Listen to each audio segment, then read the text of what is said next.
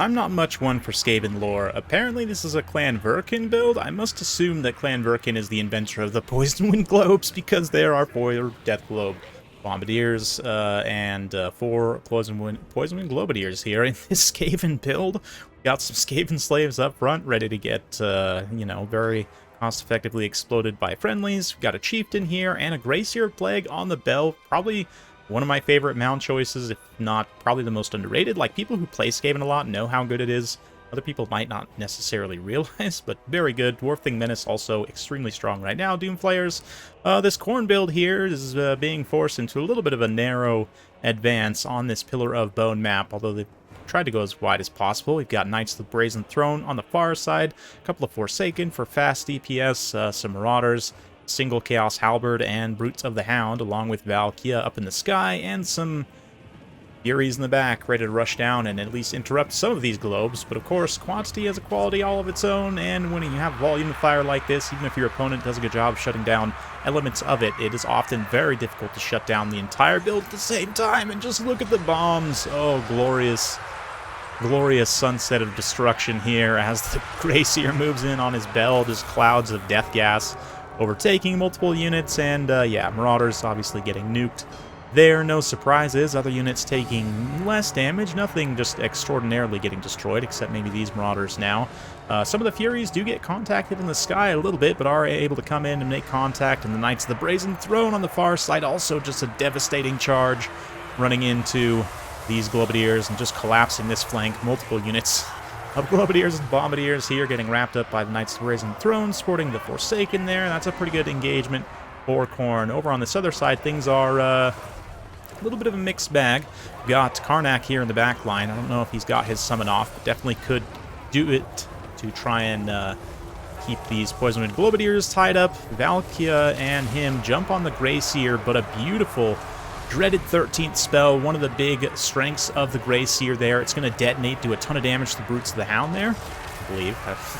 But yeah, dreaded 13th does a huge explosion and summons a unit of Storm Vermin to defend the Grey-Seer. And then the bell itself, massive, well, weight, I guess, mass, and the animation set makes it very good for escaping, very tough to pin down for enemies, and the Grey-Seer able to squeak away there from that engagement on the point of conquest. Keeps summoning in Clan Rats as well, summons being one of the main strengths here also of the Grey-Seer.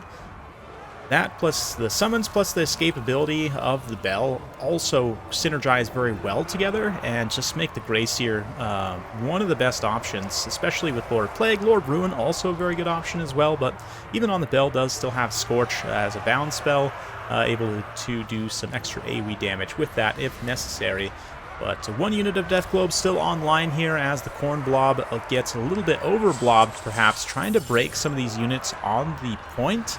The Knights of the Brazen Throne out in space trying to chase routing units, get good contact, basically unopposed in melee, but take a few critical volleys from this unit of Death Globe Bombardiers as they turn to charge them down, immediately ending them. But those Death Globes were able to probably pay for themselves. Maybe not quite, actually, technically, but still, very key damage there on those Knights of the Brazen Throne, although they're definitely not able to survive. Knights have a good chance to continue chasing some routing units here, but Khorne, you know, they get some of their Marauders out in space to try and chase, but the Skaven's numbers here coming back to work against Khorne as they don't have enough to continue the chase in many cases. Skaven are able to fall back, you know, have units rally, sort of turn around, and especially these Death Globes, Poison Wind Globes, as they turn around and start shooting, their burst damage is going to be extremely painful. So even though they've been routed, taken a ton of damage, they can still come back and significantly impact the battlefield here. All those Marauders that were sent out to chase pretty much being just blasted to smithereens. And we still got Knights of the Brazen Throne, though, and their presence here in this battle will absolutely be felt as they continue chasing some of these tattered units. Valkyria also. Yeah, I guess Karnak didn't see exactly what happened to him. Must have got beat down by the Chieftain and the Grey-Seer. I mean, the Chieftain, the Bonebreaker's definitely no slouch. Good combatant overall, and especially 2v1. I mean, the Grey-Seer, again, you might not think it looking at the stats, but with that 100 armor and the animation set making it surprisingly hard to hit, a little bit of armor-piercing damage also helps. Not anything too crazy, but 2v1, definitely more than Karnak can handle, I can see. But yeah, Valkia just trying to find the right opportunity here. We'll fast forward a little bit as Khorne tries to chase some of these routing units, tries to get those halberds back on station. Yeah, I mean, hindsight 2020, but I would say against the Skaven, width is going to be your best ally, and having more mobility, like here, I mean, again, hindsight 2020, but just in general, I would say, might take some... the Khorne Hounds, their leadership is pretty poor, but their offensive stats are very good. You could definitely pay for themselves very quickly if they can get on the right target. So I might switch out the halberds and just... because you have a decent amount of anti-large with Valkia herself. Possible you might see a Skaven monster build, but I would think some of your other melee combat tools might be enough. And like the Forsaken, again, I like the idea of it, but I think in practice it might be better to just have more units. So you could maybe change the composition of this Khorne build a little bit to include some extra mobility, just in case. But I mean, this is obviously not the most common Skaven build. This is definitely something... I don't know if this is actually technically legal in tournament rules, but hey, this is just a quick battle. It's fun to see. Valkia is going to come in here, and Skaven are all blobbed up on the point. Going to go ahead and throw a spear slop near, as the Knights of the Brazen Throne just kind of try and maneuver around. It's Conquest, of course. There's no attacking rules, but here, Khorne is going to drop this sword, which I think at this point is a critical error.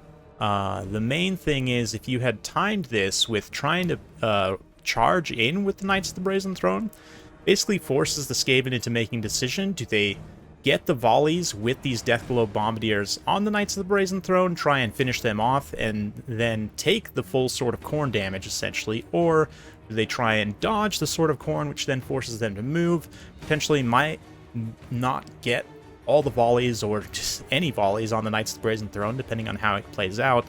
So, yeah, that might have been the one chance for Khorne to come back into this game that they just, threw away a little bit there. Did some damage, certainly, but the Skaven player was able to see it a mile away, able to dodge some of that damage. Took a little bit, but even still, again, I don't know if that would have necessarily ended things. Obviously, Knights of the Brazen Throne are very low, but at the very least, it gives a big timing push. Valkia can also charge down at the same time, try and get a few attacks on the Grace here, possibly rout him off before the Chieftain can come in and do too much to help. Of course, the Chieftain does still have power grabs, so even if you kill the Gracier, it's not going to be as effective against this Skaven build as it would otherwise be.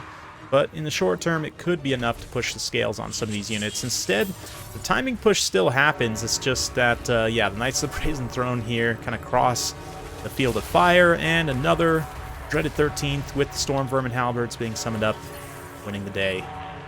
There you go. That's going to be victory for the Skaven as Valkia. Again, 2v1, even anti-large character, a decent combatant, still getting pummeled.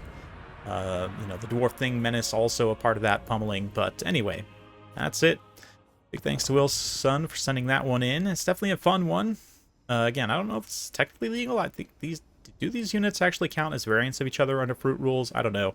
Would have to look. I'm not actually familiar because I would never have tried something like this actually, but works well against certain factions. Definitely credit to Khorne doing their best job trying to bunker bust that blob of bombs, but staunch line held. Definitely credit to the Knights of the Brazen Throne there. They managed to pay for themselves, even still.